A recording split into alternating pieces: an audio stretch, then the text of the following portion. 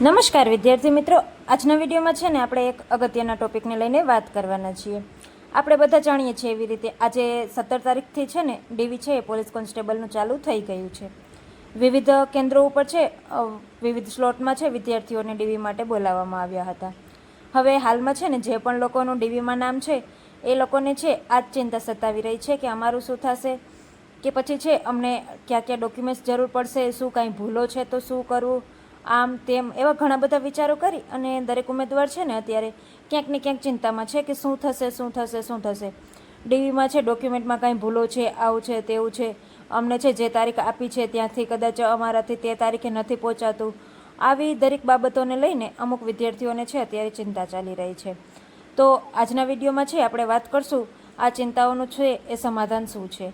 આજના વિડીયોમાં છે આપણે જોઈશું કે ડીવીમાં જતાં પહેલાં તમારે છે કઈ કઈ બાબતોનું ધ્યાન રાખવું. અને મિત્રો હું જણાવી દઉં કે મારે છે આજે ડીવી કમ્પ્લીટ થઈ ગયું છે. મારે છે એ ડોક્યુમેન્ટ વેરિફિકેશન માટે રાજકોટ સેન્ટર આપવામાં આવેલું હતું અને ત્યાં છે મારે પહેલાં સ્લોટમાં જ છે એ વારો હતો. તો મારે પહેલાં સ્લોટમાં વારો હતો અને ત્યાં છે એ ડીવી કમ્પ્લીટ થઈ ગયું છે મારું. એટલે આજે છે ને આપણે એ મારા અનુભવ વિશે પણ વાત કરશું કે મારે છે એ ડીવીનો અનુભવ કેવો રહ્યો. અને વિદ્યાર્થી મિત્રો, આ બધી બાબતોની આપણે ચર્ચા શરૂ કરીએ ને એ પહેલાં જો તમે હજુ સુધી અમારી ચેનલને સબસ્ક્રાઈબ ન કરી હોય તો પછી તમને દરેકને વિનંતી કે છે ને તમે લોકો ચેનલને છે જલ્દીથી સબસ્ક્રાઈબ કરી લેજો. આ ચેનલ પર છે ને આપણે વિદ્યાર્થીઓને મદદરૂપ થઈને એવા ને એવા વિડીયો લાવતા રહીશું. તો એમાં છે એ તમારા દરેકનો સાથ સહકાર છે એ બનાવી રાખજો. તો ચાલો મિત્રો વિડીયોની શરૂઆત કરીએ.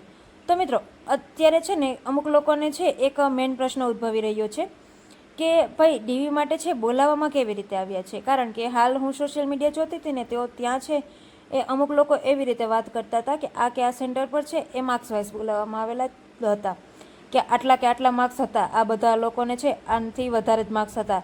એટલે એ લોકોનું એવું માનવું હતું કે ત્યાં છે ને એ માર્ક્સ પ્રમાણે બોલાવવામાં આવેલા હતા.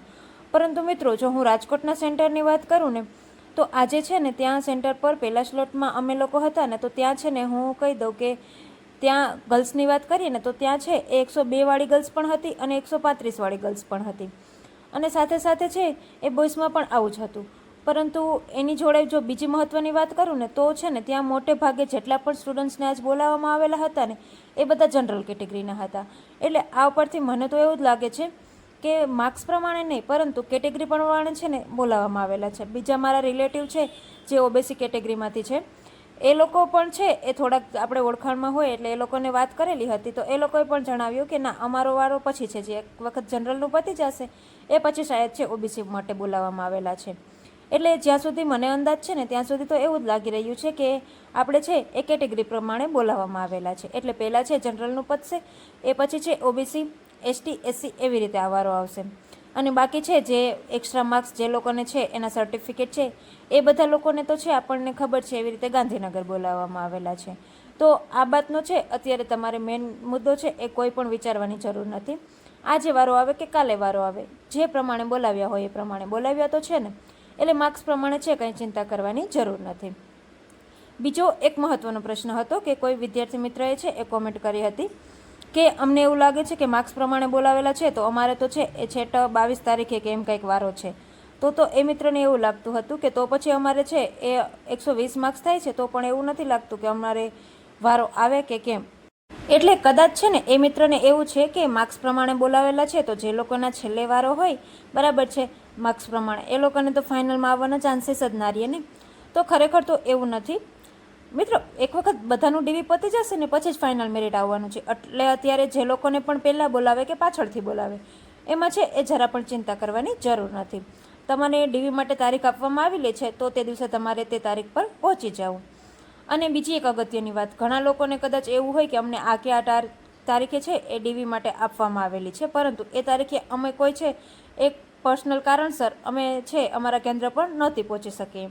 તો મિત્રો રાજકોટમાં જે પણ એસપી હતા ને એમણે વાત કરેલી કે તમે લોકો છે એ તમારા રિલેટિવ્સ હોય કે તમારા કોઈ ગ્રુપમાં હોય કે કોઈને પણ હોય રાજકોટનું સેન્ટર તો છે ને તમે ત્યાં જો તમને આપેલી તારીખે ન પહોંચી શકતા હો ને તો તમે એનાથી 1-2 દિવસ પહેલાં જઈ ત્યાં તમે રૂબરૂ જઈ અને તમારો છે એ કોલ લેટર જોડે લઈ જાજો અને ત્યાં તમે અરજી આપશો ને કે આ કારણસર અમે છે એ તમે આપેલી તારીખે નથી પહોંચી શકતા તો એ એસપીએ ત્યાં વાત કરેલી કે તો અમે છે એમને પાછળથી કોઈ બીજી તારીખ છે એ આપશું, પરંતુ એવું ના કરતા કે તમારી છે એ ડીવીની તારીખ હોય એ તારીખ વહી જાય ને એના બીજા દિવસે તમે જઈને પહોંચો કે અમારે તો કાલ તારીખ હતી અને હવે છે અમારે ડીવી કેમ કરાવવું, તો પછી તમારે ભરતી બોર્ડને જાણ કરવી પડશે. પરંતુ જો તમે એક દિવસ છે એ વહેલી ત્યાં જાણ કરી દો છો, ત્યાં રૂબરૂ જઈને અરજી કરી દો છો, એમને ખાસ કીધું છે કે ફોનના માધ્યમથી નહીં ચાલે, તમારે ત્યાં રૂબરૂ જઈને છે ને અરજી કરવી પડશે. તો એ લોકો છે ને રૂબરૂ જઈને અરજી કરશો ને તો એ લોકો પાછળથી તમને કોઈ પણ સ્લોટ છે એ આપી દેશે, કોઈ બીજા દિવસનો સ્લોટ આપી દેશે. એટલે તમારે આ બાબતે પણ ચિંતા હોય ને તો તમારે છે એ જરૂરથી તમારા છે એ તમારે ડીવીનું સેન્ટર આપેલું હોય ને ત્યાં કોન્ટેક્ટ કરવો, જેથી તમને છે એ પ્રોપર માહિતી મળી જશે. બાકી રાજકોટમાં તો આવું અમને કીધેલું હતું. એટલે કોઈને રાજકોટ સેન્ટર હોય ને કોઈને જો આવી કોઈ પ્રોબ્લેમ આવતી હોય તો ત્યાં તમે છે ને રૂબરૂ જઈ આવજો, એટલે તમને છે એનું સમાધાન મળી જશે. હવે બીજી એક અગત્યની વાત હોય છે કે વિદ્યાર્થીઓને એ જ ચિંતા હોય છે કે આ ડોક્યુમેન્ટ્સ છે, આવું છે, તેવું છે, તો અમારે શું કરવું. તો મિત્રો આપણે જો વાત કરીએ ને તો તમને જેટલા પણ ડોક્યુમેન્ટ્સ આપેલા છે ને એ બધા ડોક્યુમેન્ટ્સની તો જરૂર પડવાની જ છે. અને ત્યાં તમને છે એમ અમારે તો જનરલમાં હતું એટલે પહેલાં તમને છે એ બધા ડોક્યુમેન્ટ્સ છે એ સિક્વન્સ પ્રમાણે ગોઠવવાનું જ કહેશે. એમાં તમે છે એનેક્સર 3 રાખશો, તમારું છે પ્રિફરન્સ ફોર્મ રાખશો, પછી તમારે છે એ જન્મ પ્રમાણપત્ર રાખશો, મતલબ કે જન્મનો પુરાવો હોય એ પ્રમાણપત્ર એટલે કે તમારું એલસી રાખશો, અને પછી તમારી માર્કશીટ રાખશો. પછી જો તમારે ઈડબ્લ્યુએસ લાગતું હોય તો ઈડબ્લ્યુએસ, એસીબીસી કે એસસી એસટી તમારી કેટેગરી પ્રમાણે તમારે જે પણ બીજા ડોક્યુમેન્ટ્સ આવતા હોય એ બધા ત્યાં છે એ ગોઠવવાના કહેશે. પરંતુ એક મહત્ત્વનો મુદ્દો વિદ્યાર્થી મિત્રો એ કે આ બધા ડોક્યુમેન્ટ્સ છે ને તમે જોડે જ લઈને જાજો. એવું નહીં કે આ એક ડોક્યુમેન્ટ્સ છે એ કીધું નથી ને તો ન લઈ જાઉં. અને ખાસ એક જો હું મારા અનુભવની વાત કરું ને તો મને એવું જ હતું ખાલી કે આપણે છે એ 12થની માર્કશીટ જ માગે છે, બીજું કંઈ માગતા નથી. પરંતુ ત્યાં એવું થયું એટલે મેં છે ખાલી 12થની માર્કશીટ છે એની ઝેરોક્સ કરાવેલી હતી. પરંતુ આપણે તમે લોકો જાણતા હો તો 12થની માર્કશીટ જોડે છે એક બીજું છે એ યલો કલરનું છે પ્રમાણપત્ર, એ પણ આપવામાં આવે છે, સર્ટિફિકેટ. બરાબર, એ સર્ટિફિકેટ આપવામાં આવે છે ને એ ત્યાં ગયા પછી મારી જોડેથી માગ્યું કે આની જોડે તમને છે એ જ્યારે તમે 12th પાસ કર્યું હોય એની જોડેનું બીજું સર્ટિફિકેટ છે ને એ પણ આપો. તો એ સર્ટિફિકેટ તો મેં આપ્યું, પરંતુ એની મારી જોડે ઝેરોક્સ નથી. તો એ લોકોએ ત્યાં સાથ સહકાર આપ્યો ને એ લોકોએ છે તે પોતાના જ પ્રિન્ટરમાંથી એ લોકોએ ઝેરોક્સ પણ કાઢી આપેલી હતી. પરંતુ તમારે છે આમાં કોઈ સમય ના બગડે ને એનું ધ્યાન રાખવું હોય ને તો તમે છે એ પહેલેથી જ એની પણ ઝેરોક્સ કરાવતા જજો. એની ઝેરોક્સ પણ ત્યાં જરૂર પડશે, ત્યાં છે જરૂર માગશે જ. એટલે વિદ્યાર્થી મિત્રો તમારે જેટલા પણ ડોક્યુમેન્ટ્સ એમાં કીધેલા છે ને એ તો તમારી જોડે રાખવા જ. પરંતુ જો એના સિવાયના પણ કોઈ પણ ડોક્યુમેન્ટ્સ છે ને તો તમારી જોડે રાખવા. કદાચ ઝેરોક્સમાં કે એમાં કંઈ તમારી જોડે વાંધો હોય કે ઝેરોક્સ ન હોય કે આમ કે તેમ કે તો ત્યાં કંઈ વાંધો નહીં આવે. રાજકોટ પર છે તમને ત્યાં ઝેરોક્સ પણ કરી આપવામાં આવે છે. ત્યાં બેઠેલા લોકો છે એ ખૂબ સારો સાથ સહકાર આપે છે, એટલે ઝેરોક્સની તમે ચિંતા ના કરતા. પરંતુ એના પછી આગળ જો આપણે વાત કરીએ કે બીજા ડોક્યુમેન્ટ્સ કે ઘણા એક મિત્રની એ પણ કોમેન્ટ હતી કે અમારે છે એ ફોર્મ ભરતી વખતે અમારાથી ભૂલમાં છે ને એવું થઈ ગયું છે કે માર્ક્સ છે એ ખોટા લખાઈ ગયા છે. એટલે કે આપણે જે 12થના પર્સન્ટેજ હોય ને એની જગ્યાએ પર્સન્ટાઇલ રેન્ક લખાઈ ગયો છે. એક મિત્રની મને આવી પણ કોમેન્ટ હતી મેં જ્યારે પોસ્ટ નાખી ને ત્યારે કે બેન આવું થઈ ગયું છે તો શું કરવું. તો મિત્રો મને છે ને જ્યાં સુધી મારો અનુભવ છે ને ત્યાં સુધી રાજકોટના સેન્ટર ઉપર તો છે અમારી પાસેથી આપણે જે ફોર્મ ભર્યું હતું ને એ ફોર્મ નહોતું માગ્યું. માત્ર એનેક્સર 3માં જે તમે ડિટેલ આપેલી હતી એમાં તમે તમારા જેટલા પર્સન્ટેજ આપેલા હોય ને એ પર્સન્ટેજ જ માન્ય રહે છે. કેમ કે તમારી જોડે તમે ફોર્મમાં શું ભર્યું છે ને એ ફોર્મ તમારી જોડેથી માગતા નથી, ત્યાં માત્ર તમારો કોલ લેટર જ માગે છે. એટલે ફોર્મ ભરવામાં કદાચ તમારાથી ભૂલ થઈ ગઈ છે તો એ જતી કરજો. પરંતુ પછી એનેક્સર 3 ભરવામાં છે એ ભૂલ ન થાય ને એ જોજો, એમાં છે સાચા ટકાવારી નાખજો. કારણ કે ત્યાં બેઠેલા જે પણ લોકો હોય છે ને એ તમારા 12થના જેટલા પણ માર્ક્સ છે ને એ માર્ક્સના આધારે છે ત્યાં બેસીને પર્સન્ટેજ કાઢે છે. અને એ પર્સન્ટેજ કાઢીને વેરીફાઈ કરે છે કે તમે યોગ્ય લખ્યા છે કે કેમ, તમારે આજ ભરતી બોર્ડમાંથી આવો છો કે કેમ. ત્યાં બેઠેલા બધા લોકો છે ને તમારા ઓરિજિનલ જોડે તમારા એનેક્સર 3ની છે એ માહિતી એ છે એ વેરીફાઈ કરશે. એટલે કદાચ ભૂલથી તમારાથી ફોર્મમાં ખોટું લખાઈ ગયું છે ને જ્યારે ફોર્મ ભર્યું ત્યારે તો ચિંતા ના કરતા, તો એની છે એ કંઈ પણ ચિંતા નથી. પરંતુ તમે એનેક્સર 3માં છે ને એ સાચી માહિતી ભરી દેજો, એટલે જે છે ને તમને આગળ જતાં પ્રોબ્લેમ ના આવે. હવે મિત્રો જો એનાથી આગળ વાત કરીએ ને તો આપણને છે એ પણ એક માહિતી આપેલી છે કે તમારે છે સ્વપ્રમાણિત નકલ લાવવાની છે. બરાબર છે. હવે તો ઘણા લોકોને એ ચિંતા છે કે આમાં અમારી ખુદની સિગ્નેચર કરી દઈએ તો ચાલે કે કેમ. તો હા મિત્રો, એમાં છે તમે નીચે તમારી ખુદની સિગ્નેચર કરી દેજો. અને એમાં છે ને તમે જો રાજકોટના સેન્ટર પર છો તો એમાં તો અમને એવું કીધવામાં આવેલું હતું કે તમારે લોકોએ છે ત્યાં સ્વપ્રમાણિત લખવાનું છે નીચે, એટલે કે તમે ગુજરાતી ભાષામાં પહેલાં સ્વપ્રમાણિત લખજો અને પછી નીચે તમારી સિગ્નેચર કરજો. એટલે આ તમારું છે એ સ્વપ્રમાણિત તમે કરેલું છે એ છે એને કન્ફર્મેશન મળી જશે. એટલે તમારે સ્વપ્રમાણિત માટે છે બીજું કોઈ લાંબી ટૂંકી માથામટ કરવાની જરૂર નથી. તમે માત્ર ને માત્ર છે ત્યાં સ્વપ્રમાણિત નીચે લખી બધી ઝેરોક્સમાં અને પછી છે તમે ત્યાં સિગ્નેચર કરી દેજો. બરાબર છે. તો આ રીતે તમારે આના સિવાય બીજા કોઈ પણ ડોક્યુમેન્ટ્સમાં કંઈ પણ પ્રોબ્લેમ હોય ને તો તમારે જરા પણ ગભરાવાનું નથી. એ લોકો છે ત્યાં પૂરતો સાથ સહકાર આપે છે. કંઈ પણ પ્રોબ્લેમ હોય છે ને તો એ લોકો છે એ ખુદ જ સામેથી સોલ્યુશન આપે છે, કંઈક ને કંઈક છે રસ્તો નીકાળી આપશે એ લોકો.